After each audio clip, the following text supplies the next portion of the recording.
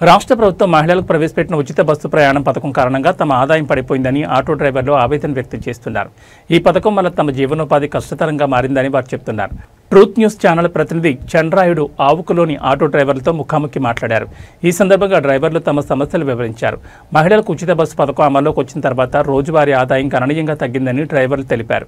ఇంతకుముందు రోజుకు 800 నుంచి 1000 రూపాయల వరకు ఆదాయం వచ్చేదని, ఇప్పుడు అది కాస్త 300 నుంచి 400లకు పడిపోయిందని ఆందోళన వ్యక్తం చేశారు. ఎక్కువగా స్కూళ్లు, మార్కెట్ల దగ్గర మహిళల నుంచి వచ్చే డిమాండ్ పూర్తిగా తగ్గిపోయిందని డ్రైవర్లు చెప్పారు. విద్యార్థులు మార్కెట్కు వెళ్లే మహిళలు ఎక్కువగా ఆటోలపై ఆధారపడేవారని, కానీ ఇప్పుడు వారు ఉచిత బస్సులను ఆశ్రయిస్తున్నారని అన్నారు. రోజురోజుకు పెరుగుతున్న ఇంధన ధరల వల్ల తమకు మరింత భారంగా మారిందని, పెరిగిన ధరలను తట్టుకోలేకపోతున్నామని చెప్పారు. తగ్గిపోయిన ఆదాయంతో ఇంటి ఖర్చులను, పిల్లల చదువులను నిర్వహించడం చాలా కష్టంగా ఉందని ఆవేదన వ్యక్తం చేశారు. ఉచిత బస్సు పథకం ప్రయాణికులకు లాభదాయకంగా ఉన్నప్పటికీ తమలాంటి ఆటో డ్రైవర్ల జీవనోపాధిపై తీవ్ర ప్రభావం చూపుతోందని వారు చెప్పారు. ఆటో డ్రైవర్లకు ప్రభుత్వం ఆర్థిక సహాయం అందించాలని, లేదా ఏదైనా ప్రత్యామ్నాయ వృత్తులను సూచించి ఆదుకోవాలని వారు కోరారు. ప్రభుత్వ పథకాలు ప్రజలకు ఉపయోగపడాలి, కానీ ఒక వర్గం ప్రజల జీవితాలను ప్రభావితం చేయకూడదు. దయచేసి మా కష్టాలను అర్థం చేసుకోండి, మాకు అండగా నిలబడండి అని వారు ప్రభుత్వానికి విజ్ఞప్తి చేశారు.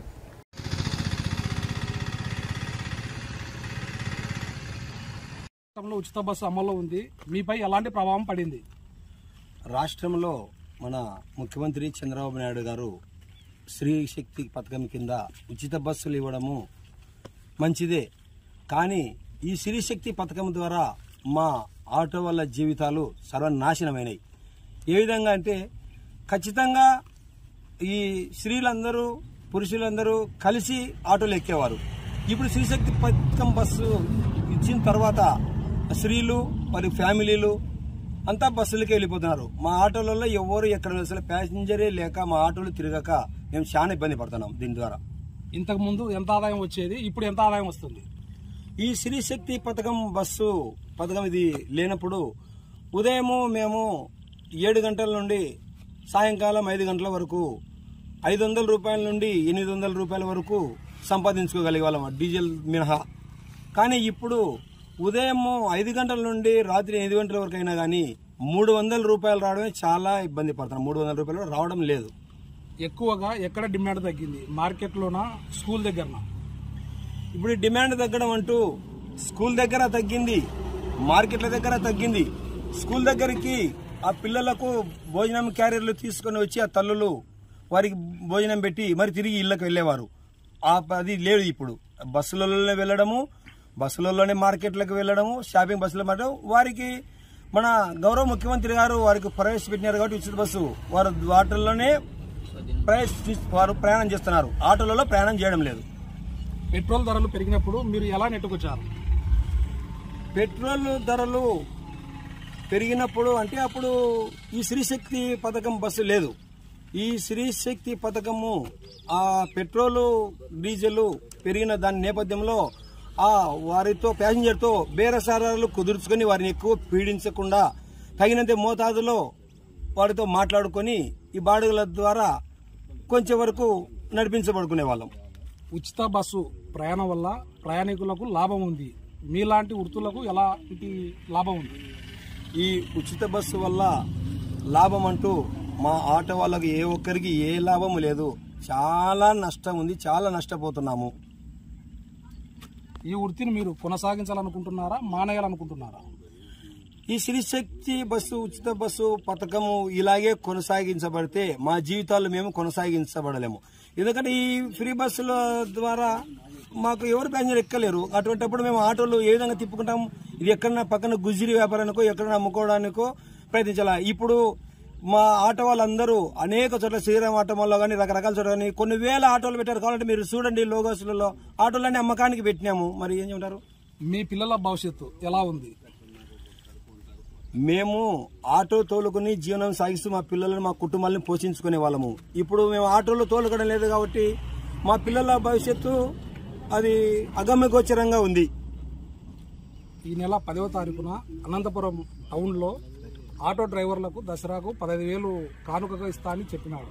దీనివల్ల మీ ఫీలింగ్ ఏంటి?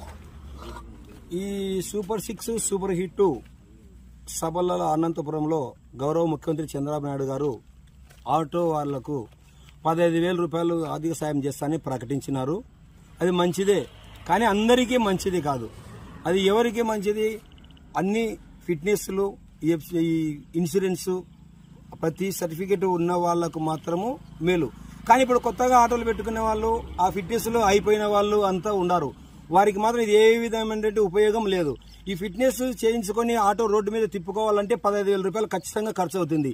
అది దాటిగా సరిపోతుంది కానీ మాకు ఏది లాభం లేదు. అది ఇచ్చినా వ్యర్థమే. సార్ నా పేరు ముల్లా రజాక్ బాషా, ఆటో డ్రైవర్ను. ఇప్పుడు ఆటోలకు చంద్రబాబు నాయుడు 15,000 దసరాకు కానుకగా ఇస్తా అన్నాడు. మరి మీరు ఏమనుకుంటున్నారు? సార్ ముఖ్యమంత్రి చంద్రబాబు నాయుడు గౌరవనీయులైన ముఖ్యమంత్రి చంద్రబాబు నాయుడు గారు స్త్రీశక్తి పథకం పెట్టడం వల్ల మహిళలకు చాలా మంచిదే జరుగుతుంది. దానివలన ఆటో వాళ్ళకు చాలా ఇబ్బందిగా ఉంది. ఆ సార్ 15,000 సంవత్సరానికి 15,000 ఆటో వాళ్ళకి ఇస్తా అని చెప్పాడు. దానివల్ల ఆటో ఖర్చులుగా సరిపోతుంది. పోలీసు వాళ్ళు వేసే చలానాలకు ప్లస్ ఇప్పుడు ఎఫ్సీలకు ఇలా ఇన్సూరెన్స్కు దానికి దీనికి అందరికీ కలిసి సరిపోతుంది సార్. 15,000 ఏ విధంగా సరిపోతుంది సార్? మాకు సంవత్సరం దానికి సరిపోతే ఎఫ్సీకి దానికి సరిపోతే మేము ఎట్లా బతకాలి సార్? దానివల్ల ఆటో వాళ్ళ గురించి కొద్దిగా ఆలోచన చేయమని ముఖ్యమంత్రి మా సౌకర్యంగా కోరుతున్నాం సార్. డ్రైవర్లు మంచిదే, మా ఆటో డ్రైవర్లకు కూడా ఏదైనా మేలు చేస్తే బాగుంటుంది.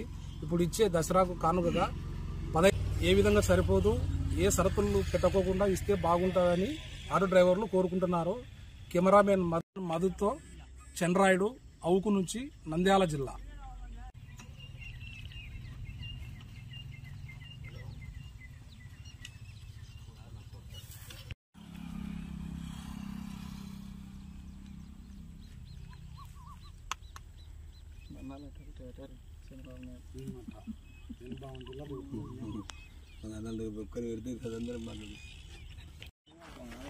ఏం మాట్లాడతారు, ఏం చెప్తారు?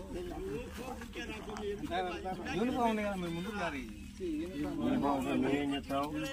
వీడియో రికార్డ్ అవుతుంది.